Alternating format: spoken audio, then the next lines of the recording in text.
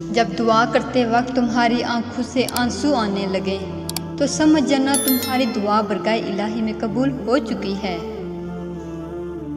تہجد پڑھنے والوں کی تو وہ دعائیں بھی قبول ہو جاتی ہیں جن کا ذکر انہوں نے کبھی اپنے آپ سے بھی نہیں کیا ہوتا۔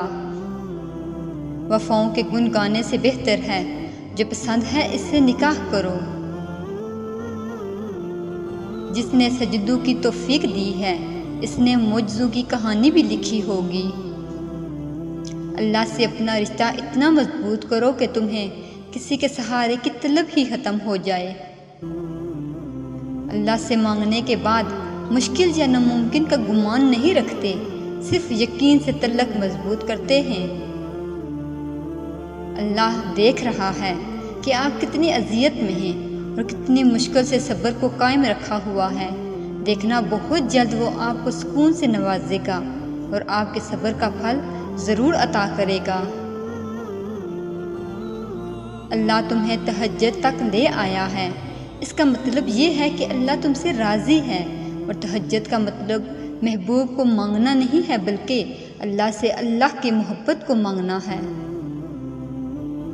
انسان ہر چیز کے بغیر رہ سکتا ہے لیکن اللہ کی محبت کے بغیر نہیں رہ سکتا۔ اگر کسی دن درد زیادہ ہو جائے تو شکایت مت کرنا، بس یہ کہہ دینا کہ میرا رب بہت بڑا ہے۔ رسول پاک صلی اللہ علیہ وآلہ وسلم نے فرمایا، بے شک ہر نماز اپنے سے پہلے والے گناہوں کو مٹا دیتی ہے۔ تم اپنی دعاؤں میں تارے مانگتے ہو سکتا ہے اللہ نے تمہارے لیے چاند کو بچا کر رکھا ہو۔ ہر پریشانی اپنے ساتھ آسانی بھی لاتی ہے، اللہ اپنے بندے کو تنہا نہیں چھوڑتا۔ تم اس کی رضا میں الحمدللہ کہنا سیکھ جاؤ، وہ تمہاری ساری تکلیفیں اور پریشانیاں ختم کر دے گا۔ ہر عبادت کا پتہ نہیں ہوتا وہ قبول ہیں یا نہیں، مگر درود شریف ایسی عبادت ہے جو ادا ہوتے ہی قبول ہو جاتی ہے۔